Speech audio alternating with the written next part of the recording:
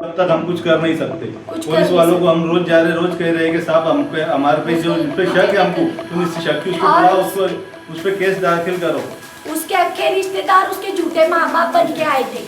हम आपको बोले थे कि जो बड़ा मामा है और अत्या है वो बादलपुर बुरहानपुर तरफ रहते, वो आए थे झूठे माता पिता बन के आए, झूठे माता पिता बन के आए थे। हम करेंगे, हम निभाएंगे, हम ये करेंगे। हमने उनके तरफ देखकर लड़की को दिए थे। वो हमारे खटकी समाज के बड़े सदर भी बुरहानपुर के, उन्होंने हमने उनको देख के लड़की दिए थे कि भाई ये जमात के सदर है। अब कोई समाज सेवादार रहता तो उसको देख के किसी की लड़की का रिश्ता करते हैं ना, ये थोड़ी ना क्या भाई ऐसे वैसे के देखकर करते हैं रिश्ता। बहुत बड़ा इंसान है, अच्छा है।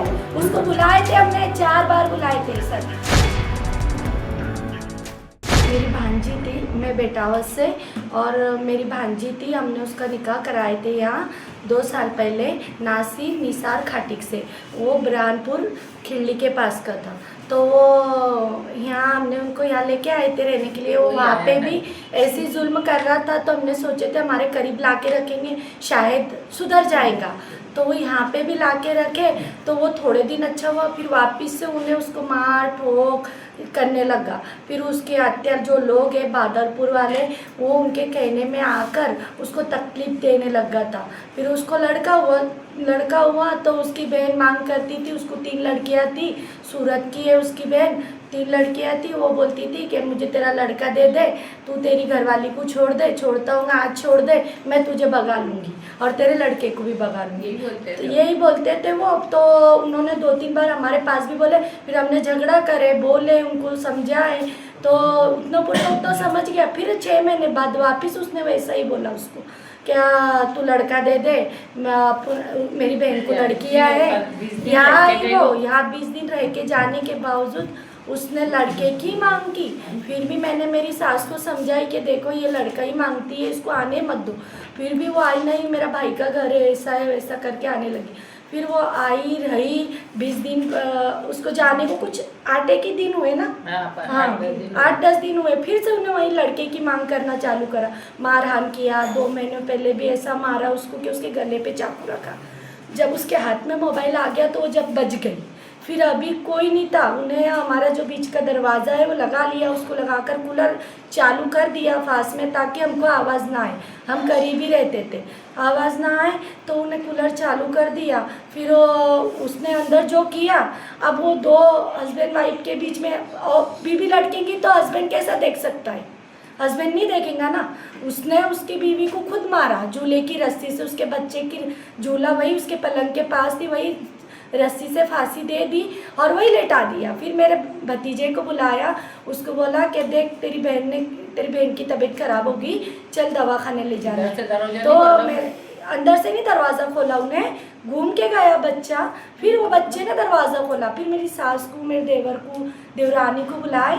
फिर उन्होंने देखा, तो जब से मैं उन्हें उठाकर ना गाड़ी पे चल जल्दी दवाखाने में ले जाएंगे, उसको क्या हो गया ऐसा करके लेके गए। तो उसको डॉक्टर ने हाथ भी लगाया, मृत्यु घोषित कर दिया। उन्होंने कहा सिविल ले जाओ। फिर उन्हें हमको क्या कह दिया, उन्हें फांसी ले ली। अब तुम बताओ वो कैसी फांसी ले सकती, फांसी लेने वाला तो लटकता ना, उसने वो लटकी भी नहीं, वो लटकी दिखी भी नहीं, वो तो उसने गले से फांसी दे दिया, उसके हाथों से वही लिटा दिया। और फिर हमको बुलाता, मेरे भतीजे को बुलाया। फिर ये जाने के बाद में वो हमारे को धमकियाँ देने के लिए हमारे घर में आके चाकू छुरी ऐसे औजार उतारा, रात में 12 बजे हमको धमका रहा, हमको डरा रहा, ऐसे कर रहा। फिर भी बोलता था मैं बच्चा लेके जाऊंगा, मेरी बहन को दे दूंगा। क्या हमारी मांग ये है, हमको इंसाफ होना, इंसाफ के अलावा कुछ नहीं है। वो जो 14 महीने का बच्चा है, अब उसको न्याय मिलने को, वो बिगर माँ का हो गया। उसकी माँ को उसके बाप ने मारा, नासिर निसार खाटिक ने मारा। उसकी जांच हो और उसके ऊपर 302 का गुना दाखिल हो, और जहाँ तक हो सके उतना मतलब होना ही चाहिए कि उसको इंसाफ मिलना चाहिए। मेरे यहाँ पे मेरी भांजी का निकाह नासिर निसार खाटिक से 2024 में हुआ था। वो कुछ दिन पहले यहाँ बेटावत रहने आए।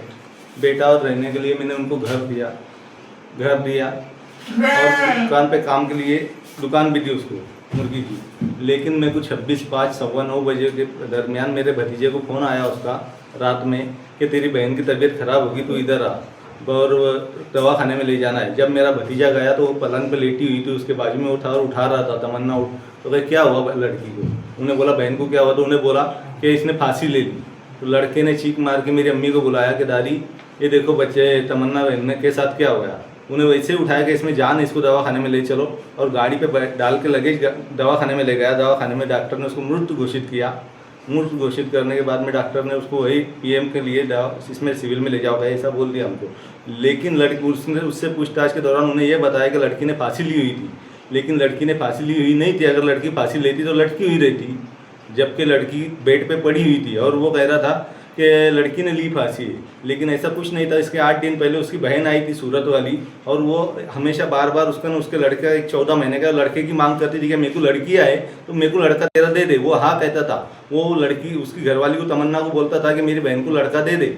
उनका उस पर बार बार झगड़ा चलता था। इसके 2 महीने पहले भी झगड़ा हुआ था, तब भी उन्हें लड़की के गले पे चाकू लगा दिया था। और अभी भी उसकी बहन आई थी तो उसकी बहन ने वही बोली कि ये बच्चा मुझे दे दो, मुझे लड़का नहीं है। इसी बात पर से उनका झगड़ा हो रहा था। तब तक हम कुछ कर नहीं सकते। पुलिस वालों को हम रोज जा रहे, रोज कह रहे हैं कि साहब हम पे हमारे पे जो इस पे शक है, हमको तुम इस शक की उसको बुलाओ, उस पे केस दाखिल करो। उसके अक्के रिश्तेदार उसके झूठे माँ बाप बन के आए थे। हमारे को बोले थे कि उसके जो बड़ा मामा है और अत्या है वो बादरपुर ब्रानपुर तरफ रहते, वो आए थे झूठे माता पिता बन के आए थे। झूठे माता पिता बन के आए थे। हम करेंगे, हम निभाएंगे, हम ये करेंगे। हमने उनके तरफ देखकर लड़की को दिए थे। वो हमारे खटकी समाज के बड़े सदर भी हैं ब्रानपुर के। हमने उनको देख के लड़की दिए थे कि भाई ये जमात के सदर है। अब कोई समाज सेवादार रहता तो वो उसको देख के किसी की लड़की का रिश्ता करते हैं ना। ये थोड़ी ना क्या भाई ऐसे वैसे के देखकर करते हैं रिश्ता। बहुत बड़ा इंसान है, चलो अच्छा है। उसको बुलाए थे हमने, 4 बार बुलाए थे सर। उसका पुआ आया नहीं ना, उसकी पू भी आई नहीं, उसका पुआ भी नहीं आया। 1 महीने का निकाह हुआ, उसके बाद ही उन्हें तकलीफ देना शुरू करा। तो अपना नड़ाना तो बेटा दिखते करीब रहता था फील्डी पास, जब भी उसके घर पे गया नहीं। फिर इसके बाद में हमने 4-6 महीने निकाले, जब उसके बाद में वो यहाँ आया। मेरे यहाँ पे मेरी भांजी का निकाह निसार खाटी से 2024 में हुआ था। वो कुछ दिन पहले यहाँ बेटावत रहने आए। बेटावत रहने के लिए मैंने उनको घर दिया और दुकान पे काम के लिए दुकान भी दी उसको मुर्गी की।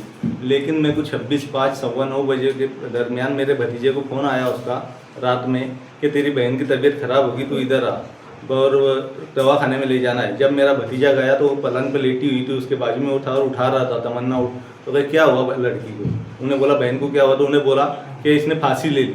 तो लड़के ने चीख मार के मेरी अम्मी को बुलाया कि दादी ये देखो बच्चे तमन्ना बहन के साथ क्या हो गया।